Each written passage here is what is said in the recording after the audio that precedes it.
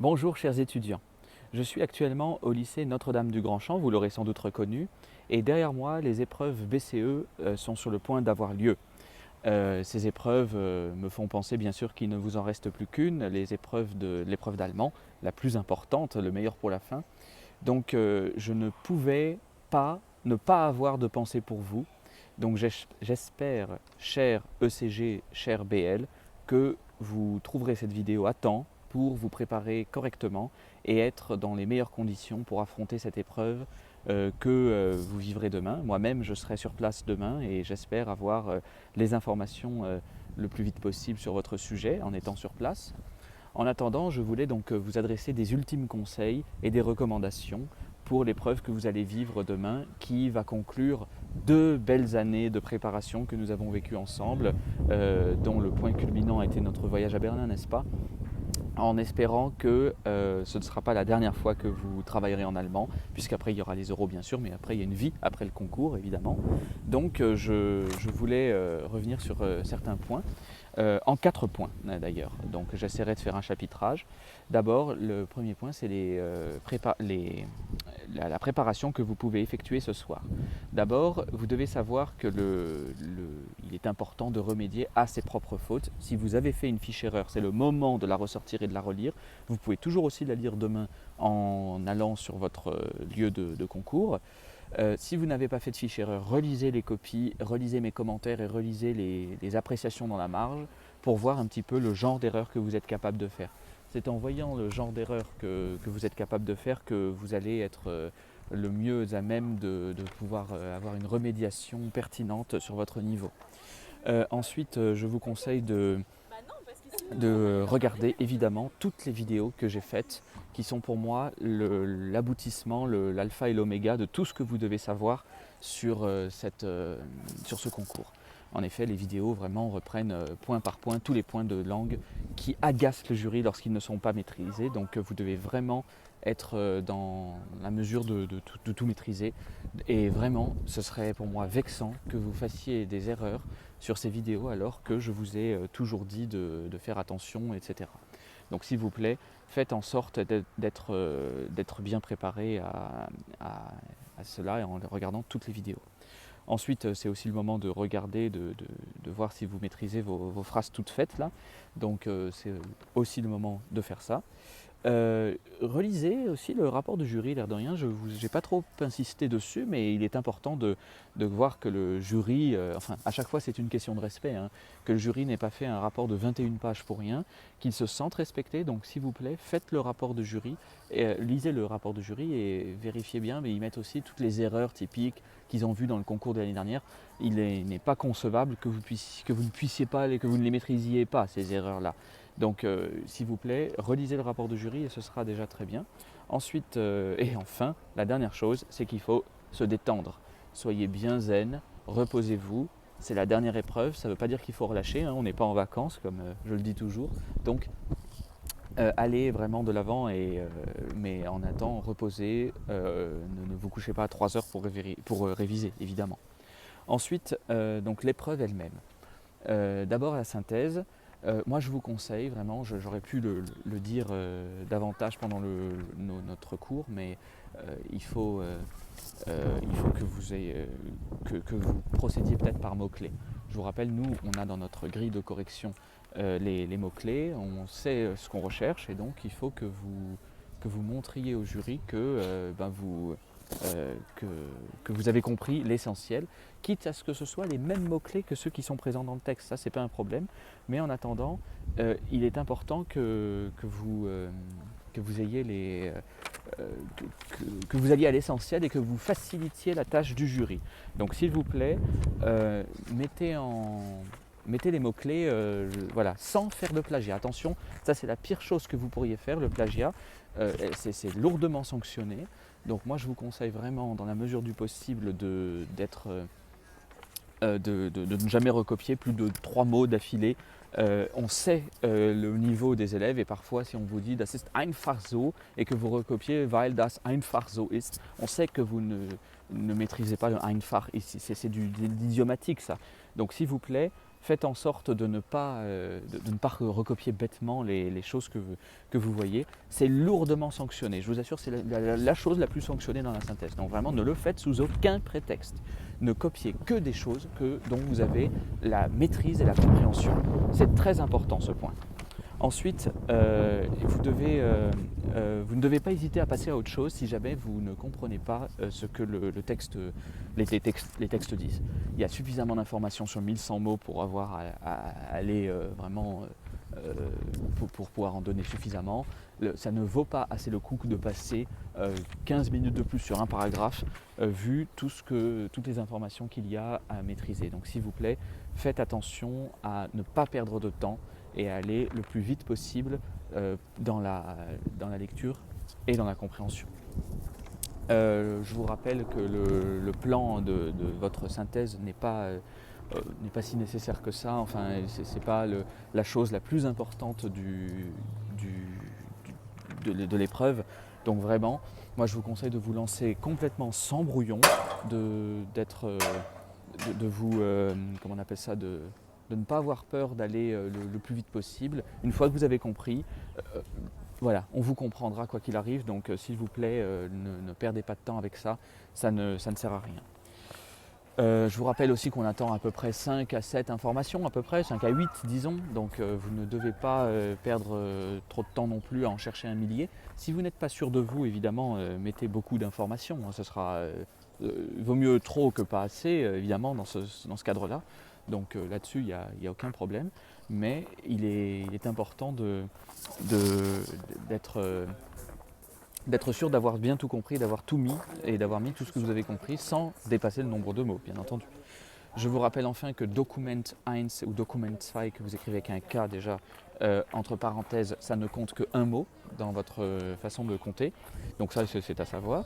Ensuite, ensuite et enfin, dans la synthèse, il y a quelques phrases qu'on n'a pas le droit d'ignorer et sur lesquelles on n'a pas le droit de se tromper. On ne peut pas ne pas savoir comment on dit, comme le dit le document 1, etc. Préparez-les d'avance si jamais vous l'avez perdu, contactez-moi si jamais vous avez une hésitation. Mais on sera absolument sans pitié si vous ne maîtrisez pas cela. Donc s'il vous plaît, maîtrisez ces phrases-là. Ensuite, je passe à l'essai. En essai, donc déjà ce qu'il faut ne pas faire, c'est de recopier l'intitulé de la problématique en guise de problématique.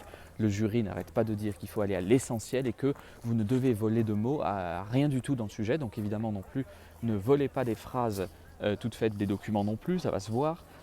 En fait, ne reprenez rien à votre compte sans mettre de guillemets, mais de toute façon, vous n'êtes pas censé citer ni les documents, ni citer la problématique. Donc en fait, ne reprenez rien.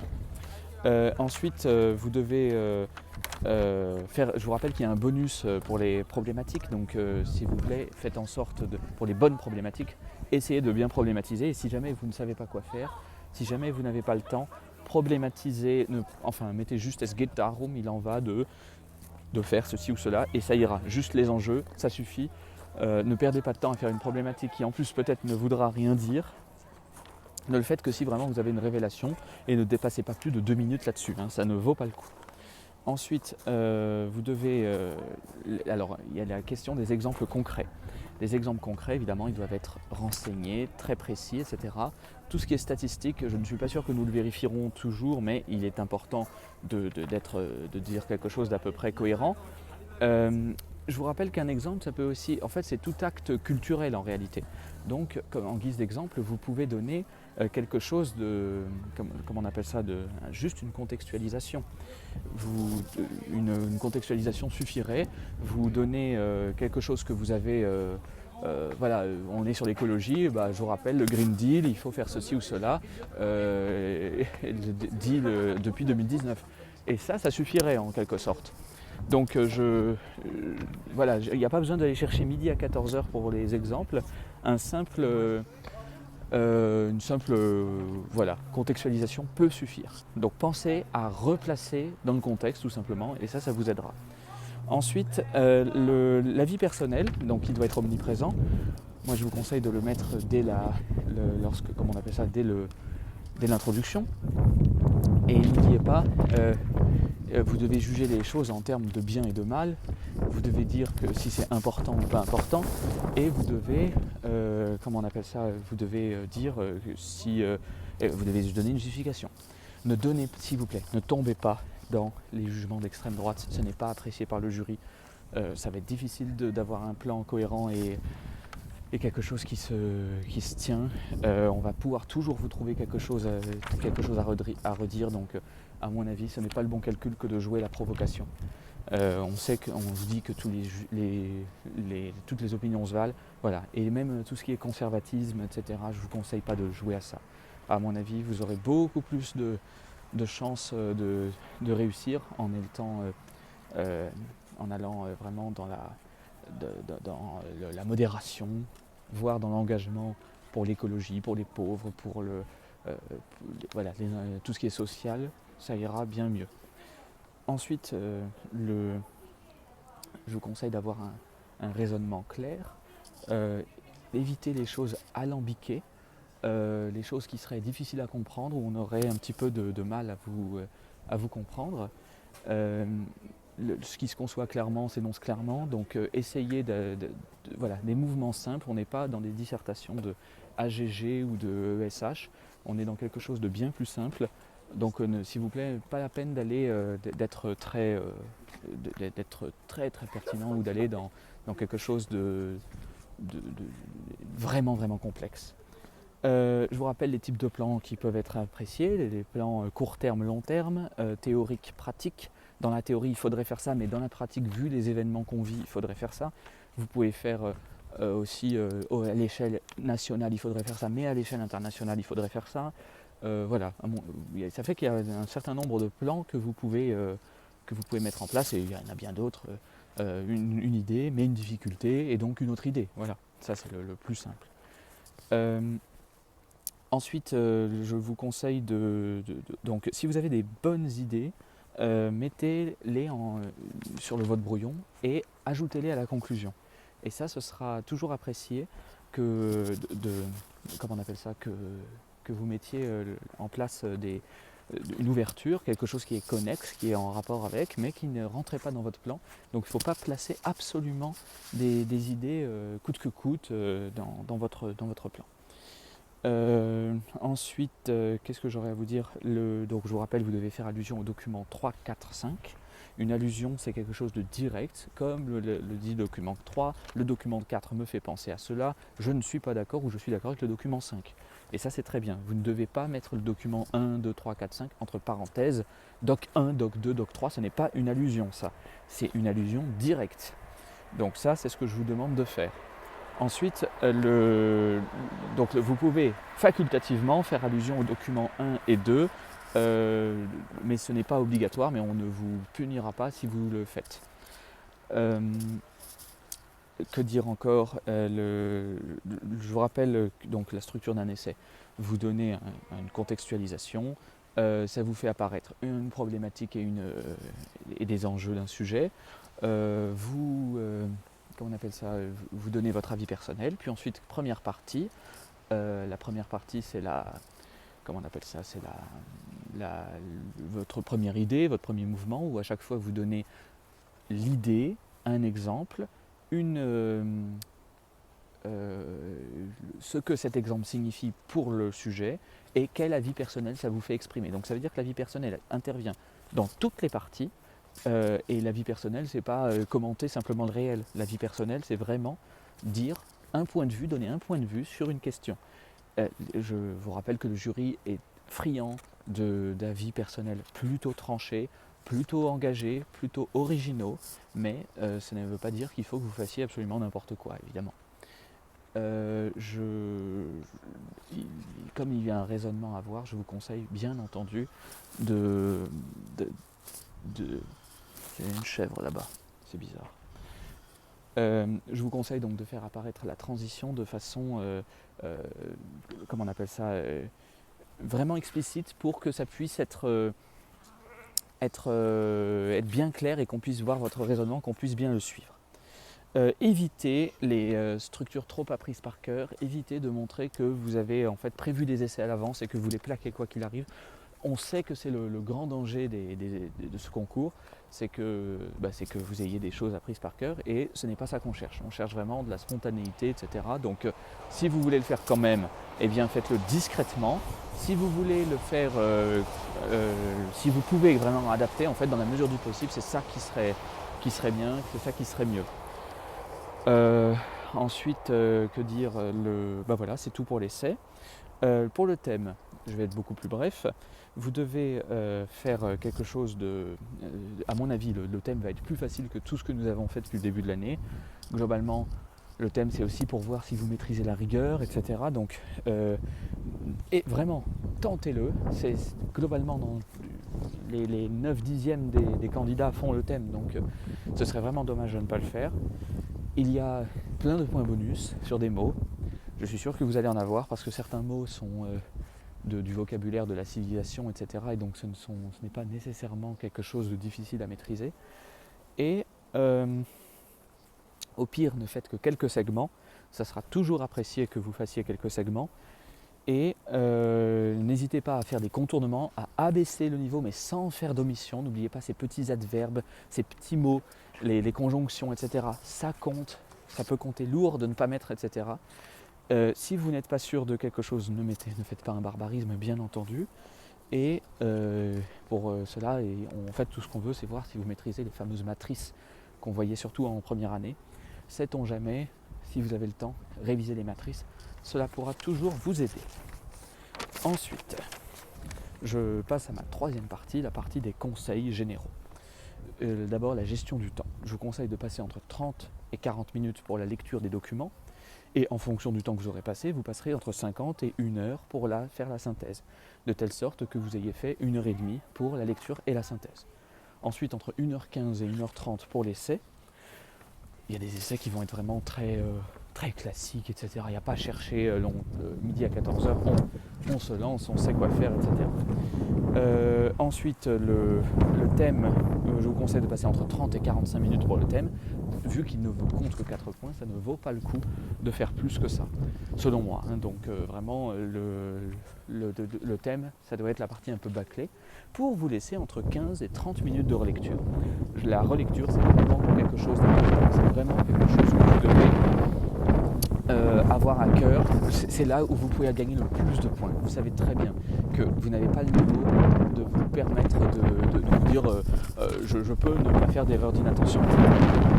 Je vous conseille vraiment de prendre le temps de réviser et de relire surtout pour éradiquer la moindre petite erreur d'inattention.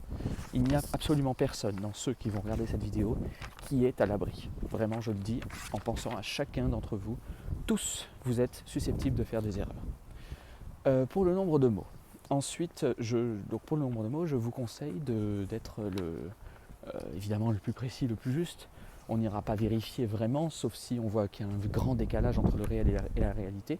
Vous pouvez toujours mentir si vous êtes à 5 à 10 mots près et dire que vous êtes dans la bonne tranche. Au-delà, ne mentez pas, ça va se voir. Le jury est complètement libre. S'il décide que votre copie a plu et qu'il vous manque 3 mots ou en plus ou en moins, eh bien, on pourra toujours fermer les yeux si on a envie. Mais si on a envie de respecter le truc, on pourra toujours respecter. En soi, je ne sais pas s'il vaut mieux ne pas indiquer le nombre de mots quand on sait qu'on n'a pas respecté ce qu'il fallait respecter, ou s'il vaut mieux dire la vérité et l'annoncer, déclarer. Je ne sais pas. Alors, que faire si vous tombez sur des textes extrêmement difficiles ? Eh bien, dites ce que vous savez sur la notion. Dites que vous avez envie, que les choses ont... dites le contexte, etc. Dites tout ce que vous avez compris. Il y a toujours des choses qu'on peut comprendre.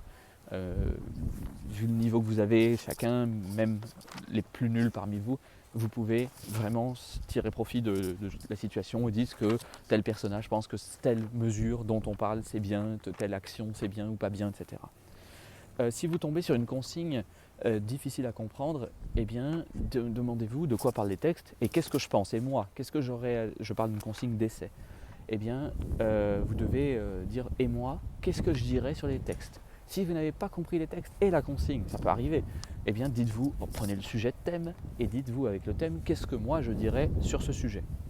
Ensuite, si le sujet est difficile, vous l'avez compris, mais il est juste difficile à traiter, eh bien moi je vous conseille d'essayer de le simplifier le plus possible. Par exemple en Sciences Po, ils ont eu qu'est-ce que vous pensez de la Klimagerechtigkeit, donc de la justice climatique, si vous n'avez pas trop de notion de ce que c'est ou de ce que ça peut être, etc. Dites-vous qu'est-ce que vous pensez de la protection du climat. Ce ne sera pas tout à fait le sujet, mais vu le barème, on ne peut pas vous enlever trop de points pour avoir fait ça. En revanche, si vous traitez un autre sujet, que vous avez juste appris le truc sur les climats terroristes et que vous parlez des manifestations du climat, ça n'a rien à voir. Là on va vous taper sur les doigts. Donc il ne faut pas faire tout ce qu'on veut non plus. Mais on peut quand même un petit peu abattardir le sujet pour aller vers quelque chose de plus simple. Je vous conseille d'écrire, donc évidemment avec une extrême propreté. C'est très important que le jury se sente respecté et aidé. On n'a pas envie de passer un millier de temps à relire sur votre copie. Vous avez bien vu comment c'est corrigé. Ça va vite, on n'a pas énormément de temps, donc on a besoin de votre aide en fait, et que vous nous aidiez, que vous nous preniez par la main pour essayer de comprendre. Et donc ça passe par un respect qui est exprimé par l'écriture. C'est extrêmement important. On peut enlever, techniquement, le jury est souverain, donc il fait ce qu'il veut, mais on peut enlever un point par exercice sur 20, remis ensuite sur le nombre de points qui comptera sur la note finale, mais c'est beaucoup. Si on n'est pas content, si on estime qu'on a été vraiment peu respecté, on peut le faire. Donc vraiment, moi, je ne le ferais pas si j'étais vous. Il est les conseils d'écrire avec un stylo non bic, qui est plutôt un stylo coulant, un stylo feutre, quelque chose de très épais pour que ça facilite notre lecture. J'assure, quand on ouvre, on clique sur la copie suivante et qu'on tombe sur la copie écrite en tout petit et écrite en écriture bic, ça donne tout sauf envie de corriger. Donc s'il vous plaît, faites très attention à la façon dont vous écrivez parce que ça pourra vraiment influer votre note. Si vous avez besoin d'effacer, de corriger, moi j'ai vu dans les copies qu'on pouvait parfois utiliser la souris, le Tipex, même le Blanco, même si je sais que dans certains concours il est dit que c'est très important, c'est très grave si vous utilisez le Blanco parce que ça pourrait casser la photocopie, la scanneuse, là, donc bon, à vous de voir. En attendant, moi je vous conseille la plus grande propreté dans les corrections. Et si jamais vous deviez faire quelque chose au pire, vous pouvez barrer gentiment à la règle, ça ne sera pas un mal pris de le faire. On n'est pas obligé de faire une copie double par exercice comme moi je vous l'avais demandé, parce que c'est numérisé, c'est un tout. Donc c'est complètement inutile de faire ça. Vraiment, n'hésitez pas à l'écrire à la suite. Ça fera une économie de papier à la rigueur. Je vous conseille d'écrire, enfin le président du jury vous conseille d'écrire en noir et de faire un saut de ligne entre vraiment systématique avec votre copie. Même si on ne met pas de commentaires, c'est plus lisible, c'est plus facile de s'y retrouver, c'est vraiment beaucoup plus agréable que de quelque chose de serré. Et donc vous sautez 2 lignes quand vous devez sauter des lignes. Si jamais vous avez la moindre hésitation, que ce soit sur un mot, sur une phrase ou sur quelque chose de ce type-là, je vous conseille de ne pas hésiter à changer et à renoncer à votre idée. C'est un concours, c'est le moment de montrer tout ce que vous savez en seulement 350 mots pour l'essai et 250 mots pour la synthèse. C'est donc si mes calculs sont exacts, 600 mots. En 600 mots, on va devoir juger votre niveau d'allemand. Donc c'est pas le moment de montrer, de se dire qu'on a une hésitation, de mettre quelque chose d'alambiqué, de saugrenu, etc. Moi, si j'étais vous, je mettrais que des choses dont je suis sûr à 100%. Imaginez qu'on recrute des profs d'allemand et que, si c'était des profs d'allemand qu'on recrutait et qu'ils osaient hésiter sur certains points, ça ne passerait pas. Donc moi, vraiment, je vous conseille d'être le plus sûr possible. On ne peut pas se permettre une hésitation. Ensuite, Donc ne changez pas de méthode, hein. Ne changez pas d'équipe qui gagne. Donc mes conseils, vous les respectez que si vous en avez envie et que si vous l'avez déjà suivi ça. Mais si j'étais vous, vraiment, je ne changerais pas à la dernière minute pour dire ah j'ai une superbe idée qu'on improvise le jour même. Voilà, c'est pas l'idée. Il faut vraiment que vous soyez sûr de vous et que vous comment dire et que vous ne vous mettiez pas dans l'embarras en tentant quelque chose que finalement vous ne pourriez pas suivre. Donc ensuite, évidemment, je vous conseille de vous faire confiance. Si vous avez des inspirations, parfois ça peut vous aider. Attention, le mieux peut être l'ennemi du bien. Et donc je vous conseille vraiment de ne pas chercher à trop relire non plus, de ne pas chercher à trop changer, à vous demander qu'est-ce que ce mot peut vouloir dire, peut-être que ça veut dire ça, et dans un second temps ça peut être ça, etc. Parfois, une structure un peu plus simple, mais qui est claire et qui dit tout, est bien mieux qu'une structure complexe où on n'arriverait pas à vous comprendre. Je vous rappelle que dans nos critères de correction, ce qu'on cherche, c'est la rigueur, c'est de voir que vous n'avez pas appris des choses par cœur bêtement, mais surtout que vous avez appris des choses en classe préparatoire et donc que vous n'avez pas passé 2 ans à ne rien faire. Il y a des grands classiques qu'on n'a pas le droit d'ignorer et que ces grands classiques ils sont dans les vidéos que j'ai faites et c'est pour ça qu'il faut que vous les regardiez. Et la troisième chose, donc rigueur, est-ce que vous avez appris quelque chose? La troisième chose, c'est est-ce que vous avez du respect pour votre jury? Je le dis, je le redis, c'est très important qu'on se sente respecté, qu'on ait l'impression que vous ayez quelque chose à faire de l'allemand. On sait qu'on est souvent le parent pauvre, on sait qu'on n'est pas apprécié, que sans doute vous n'avez pas du tout révisé pendant tout ce temps-là et qu'on arrive en dernier. Ça montre un petit peu l'intérêt même du concours pour l'allemand, mais il faut que vous montriez non, j'ai vraiment travaillé, non, j'ai vraiment quelque chose à faire de l'allemand. Donc je vous conseille d'être le plus respectueux. Petit 4, après l'épreuve, que faire? D'abord, il faut me contacter, il faut me dire ce qui s'est passé, il faut m'envoyer le sujet au cas où je n'ai pas réussi à mettre la main dessus. Donc c'est pas parce que je suis dans ce beau lycée que je vous ai fait un peu visiter en donnant mes conseils que j'aurai le sujet tout de suite. Donc s'il vous plaît, envoyez-le moi, donnez-moi tout de suite vos impressions. N'hésitez pas, ça me ferait vraiment, vraiment plaisir que vous me disiez ce que vous avez fait. Donc c'est en ce sens-là que je vous dis de garder vos brouillons. C'est très important pour que vous puissiez même vous resituer, etc. Les copies, on les reçoit que dans très longtemps. Donc ce serait dommage qu'on ne puisse pas se positionner. Et enfin, ce que j'ai à vous dire, c'est que demain, j'arriverai à 19h36 à la gare de Lyon-Perrache et donc que je me poserai environ vers 20h comment on appelle ça, à l'espace Carnot pour mon propre dîner. Vu que je pars en Allemagne avec les premières années de mes 2 lycées, à 3h15 du matin, donc je n'y resterai pas non plus éternellement, mais si jamais vous voulez passer pour me dire vos impressions de vive voix, ça me ferait très plaisir de vous voir. J'espère que tout va bien se passer. J'ai vraiment confiance en vous et en votre dans les progrès que vous avez faits, même si personne ne m'a jamais rendu quoi que ce soit de parfait. J'ai confiance dans votre façon d'aborder les choses. Vous avez été bien préparé par moi. Vous avez fait ce qu'il fallait. Vous avez entendu les conseils d'un jury. Vous avez entendu les conseils d'un professeur. Vous avez un professeur qui a déjà eu une promotion, qui a déjà eu des notes, etc. Donc je sais ce que je dis, je sais ce que vous valez, je sais que c'est possible. J'ai toute confiance en vous. Voyez ça vraiment comme un énième DS ou concours blanc. Ne le voyez pas comme l'aboutissement de votre vie, même si ça l'est un petit peu aussi, en allemand en tout cas. Soyez vraiment très fort pendant cette épreuve, concentré, traquez la petite bête et là vous réussirez.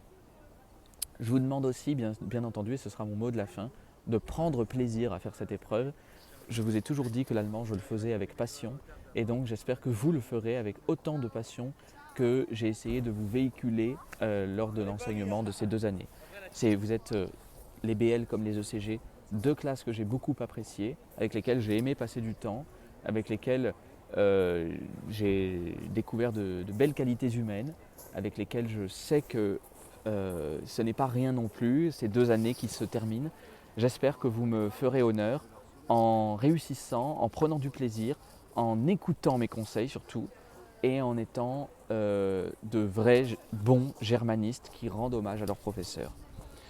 J'attends de vos nouvelles à présent et je prie pour vous, pour que le sujet soit favorable, pour que vous soyez vraiment inspirés le jour de l'épreuve, que vous soyez dans les bonnes dispositions et que tout se passe bien en quelque sorte. Je vous dis à bientôt et j'espère que vous me donnerez des nouvelles très rapidement. Au revoir.